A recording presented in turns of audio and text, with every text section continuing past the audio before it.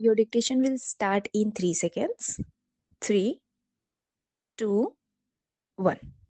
It is the essence of the matter that you know the work you are doing, and that is a very noble work, the work transmission of the old culture of the new generation. There are two sides to the situation. There is the student, the boy and girl, and there are the things of culture, the things that human beings by their cultural efforts have made. They take different forms. They take the form of books, they take the form of songs, they take the form of buildings, they take the form of places, they take all sorts of forms. What forms would suit a particular boy is more than the boy immediately knows. It is your business to find out. It is your business to expose him to the various facts of the culture, which is his culture, and from which only he can be educated, and see which part of the culture appeals to him more, for which part has he understanding, for which part has he a flair, and make use of that part in order to develop him. The rest can come as information, because life imparts the information, but in order to build up, you have to harness his inclinations to the good of culture, which are incorporations of those learning. And when you bring them together, the child begins to grow. The child begins to grow on those goods of culture by understanding them, by adding on them, by amending them, by changing them, by appreciating them. He also becomes a cultured human being. And a cultured human being is the end of educational effort. What I am saying is easily said, is difficult to do, and I want you to do the difficult thing. Don't be satisfied with the easy things. The easy thing is usually wrong, and in a process as complicated as education, the easy things is more often than not wrong. Therefore, apply your mind to understanding the personality of the students, and apply your mind to the structure of the cultural goods, which are the instrument of education, and try to find out the correspondence between the two and bring them together. You have to awaken this consciousness in him also, so that he approaches his problem as I am requesting you to approach yours. If that is done, education would a different thing.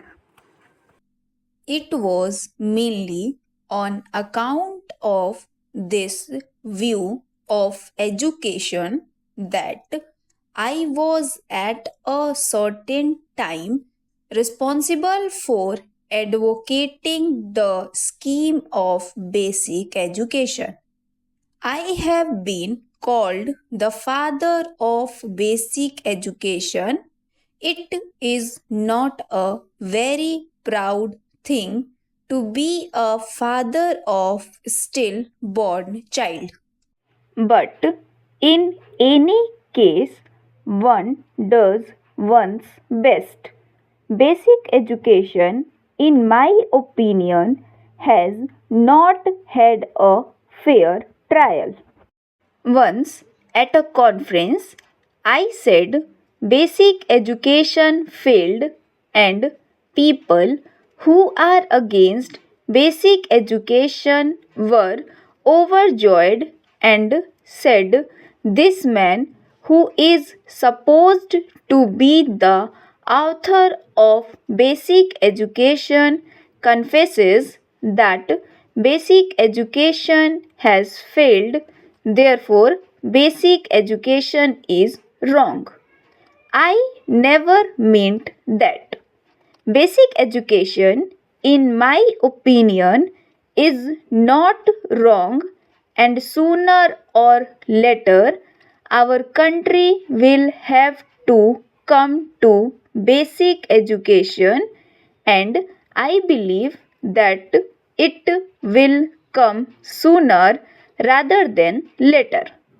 The education that we had been giving, with which we are accustomed, this education cuts off the education from the life of the people.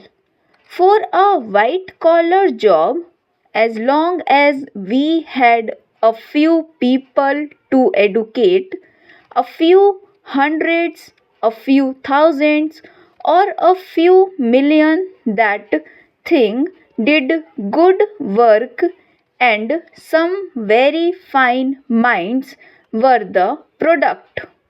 But if we have to educate everybody in a people of billion, you cannot educate them in such a way as to take them off from the work. Then you all will starve. You all have all the philosophy in the world, but will have no food to eat and will have no clothes to wear. Why should anybody produce clothes for you if you can philosophize? Why should anybody produce food grains for you if you can philosophize? When we are few, our population was a small number, people could devote themselves to philosophy because the others fed them and rejoiced in feeding them. In the circumstances as they are, you cannot take people away from their work. You have to make their work educative, because the work which is mechanical is not educative, and millions of our people are doomed to do mechanical work, just work which repeats itself, of which they don't know why they do. But if you can make their work educative, that is a process in which they learn to think and judge and select and choose, then you have made work into an educative process that we will have to do if we don't want to go under. And I do hope, as an optimist, that we will not go under. Therefore, we will have to do it.